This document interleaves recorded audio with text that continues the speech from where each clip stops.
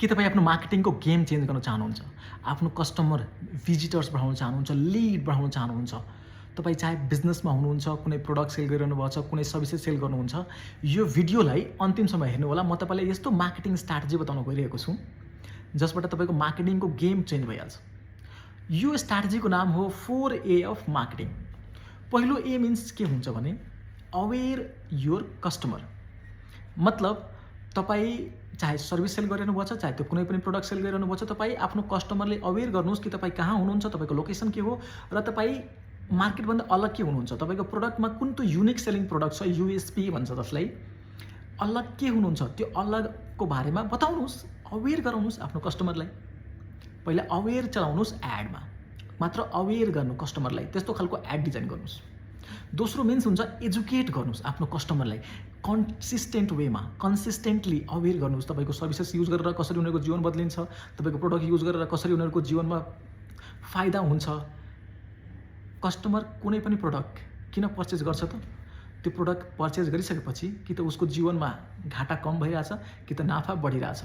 नाफा मिन्स उसको personal growth भइरहेछ, प्रोफेसनल ग्रोथ भइरहेछ। घाटा मिन्स उसको टाइम सेभ भइरहेछ, उसको पैसा बचत भइरहेछ। अनि एजुकेट गराउनुहोस् कि हो यो मेरो प्रोडक्ट सर्भिसेसमा तपाईँको घाटा कम भइहाल्छ, फाइदा बढिहाल्छ। तेस्रो मिन्स अपिल गराउनुहोस्, अपिलिङ एड हाल्नुहोस्। Appealing ad means what?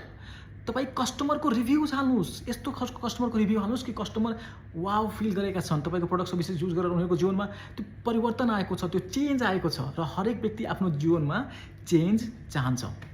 तपाईँको त्यो टार्गेट अडियन्स छ भने, यदि उसको जीवनमा त्यो समस्या छ भने त्यो समस्या पक्कै पनि ऊ सोल्भ गराउन चाहन्छ। सो अपिलिङ लाग्छ उसलाई पनि, हो यस्तो त मलाई पनि चाहियो, यो त मेरो जीवनमा पनि चाहियो, यस्तो खालको घर चाहियो, यस्तो खालको मलाई बडी चाहियो, राइट, यस्तो खालको फोन चाहियो। ती सबै भने के हो त अपिलिङ एड चलाउँछ उनीहरूले। त्यसपछि 4A मा आउँछ, 4th A is ask.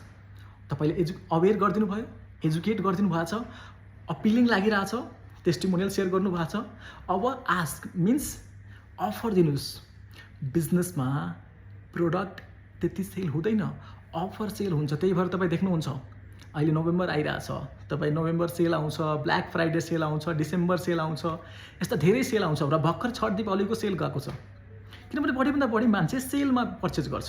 So offer दिनुहोस्। द्याट मिन्स कस्टमरले आस्क गर्छ तपाईँको टिमसँग, तपाईँले आफ्नो टिमलाई ट्रेन गर्नुभएको छ, कल सेल्स टिम राम्रो छन्, कस्टमरको इन्क्वायरिज कल्सलाई राम्ररी ह्यान्डल गर्न सक्छन् भने कन्भर्जन अटोमेटिकली हाई भइहाल्छ।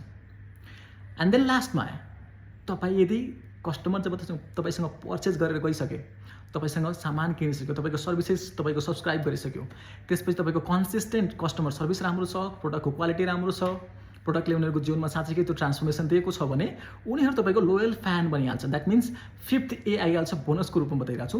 उनीहरू तपाईँको ती कस्टमरहरू तपाईँको एडभोकेट भइहाल्नुहुन्छ। द्याट मिन्स कि मार्केटमा गएर तपाईँको बारेमा अब तपाईँले रिफर गर्नुहुन्छ, तपाईँको बारेमा तपाईँको चर्चा गर्नुहुन्छ, गुड थिङ भन्नुहुन्छ तपाईँको बारेमा। सो यो थियो 5A अफ मार्केटिङ। पहिलो अवेर, दोस्रो अपिल होइन एजुकेट, तेस्रो अपिल, चौथो ask and 5th one is advocate. So यो मार्केटिङ जर्नी हो कुनै पनि बिजनेस प्रोडक्टलाई मार्केटसम्म पुर्याउनको लागि, कस्टमरसँग पुर्याउनको लागि। सो मेक स्योर तपाईँ यो जर्नीलाई फलो गरिरहनु भएको छ आफ्नो मार्केटिङ स्ट्राटेजीमा। र तपाईँ मार्केटिङ सम्बन्धी हेल्प चाहियो, एड चलाउनु पऱ्यो, फेसबुक मेटा एड्स गर्नु पऱ्यो, मार्केटिङ फनेल गर्नु पऱ्यो भने तपाईँ हामीलाई सम्पर्क गर्न सक्नुहुन्छ। तपाईँ आफ्नो सेल्स टिमलाई ट्रेन गर्नु पऱ्यो, आफू पनि ट्रेनिङ लिनु पऱ्यो भने तपाईँ लेभलअपमा आएर आफ्नो प्रोफेसनल लाइफलाई, करियरलाई लेभलअप गर्न सक्नुहुन्छ। धन्यवाद।